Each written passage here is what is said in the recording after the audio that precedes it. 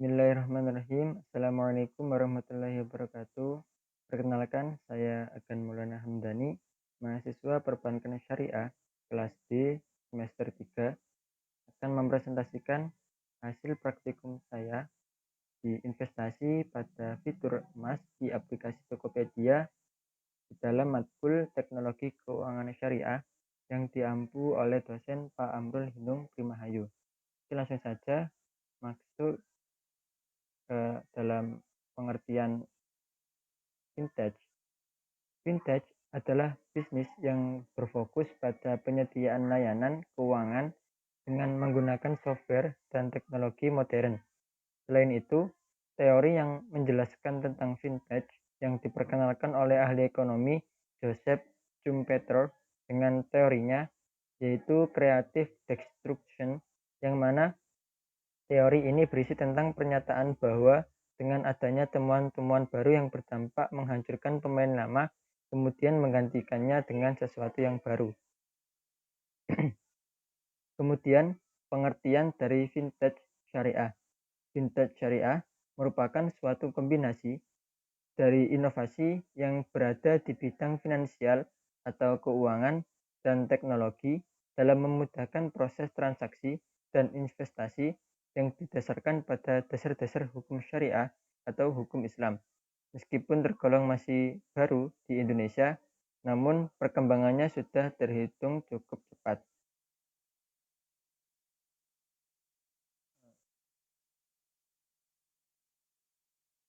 Kemudian masuk kepada praktikum investasi emas di Tokopedia. Untuk Tokopedia sendiri adalah suatu PT yang bernama Tokopedia dan seluruh afiliasi atau anak perusahaannya, yakni suatu perseroan terbatas yang menjalankan kegiatan usaha jasa web portal di dalam www.tokopedia.com, yakni situs pencarian toko dan barang yang dijual oleh penjual terdaftar. Kemudian, Tokopedia Emas hadir untuk membantu masyarakat Indonesia agar dapat menabung emas online lebih mudah dan terjangkau. Mirip seperti sistem menabung emas konvensional, kamu dapat membeli, menabung, dan menjual emas yang dimiliki kapan saja saat harga emas di pasar dirasa menguntungkan. Setiap gram emas yang akan dibeli akan dikonversikan menjadi bentuk fisik dan akan dititipkan di Pegadaian. Tokopedia juga sedang dalam proses mengupayakan agar tabungan emas kalian bisa berubah bentuk menjadi emas fisik. Selain itu, kalian juga dapat melakukan pembelian emas dalam nominal rendah, yakni minimal sebesar Rp5.000 di Tokopedia Emas.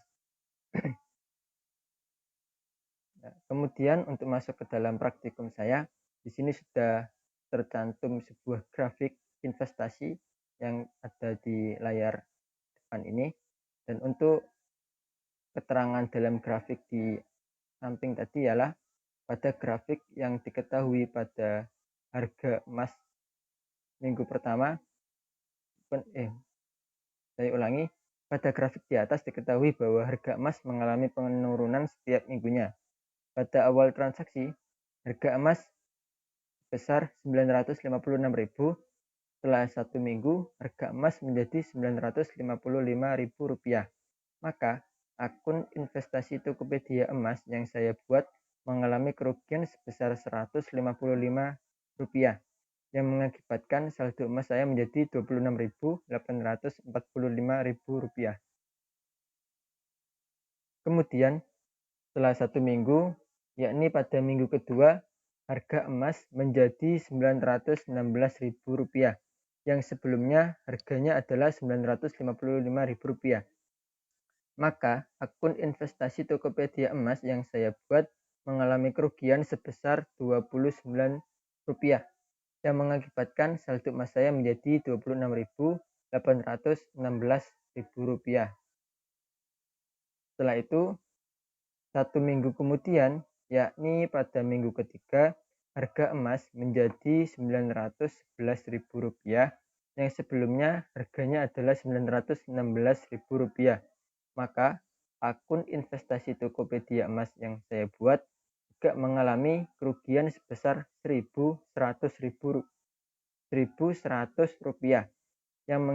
yang mengakibatkan saldo emas saya menjadi Rp25.716.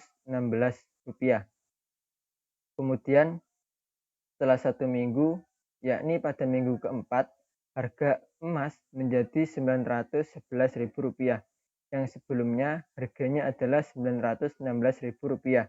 Maka akun investasi Tokopedia Emas yang saya buat juga mengalami kerugian sebesar Rp145 yang mengakibatkan saldo emas saya menjadi Rp25.571.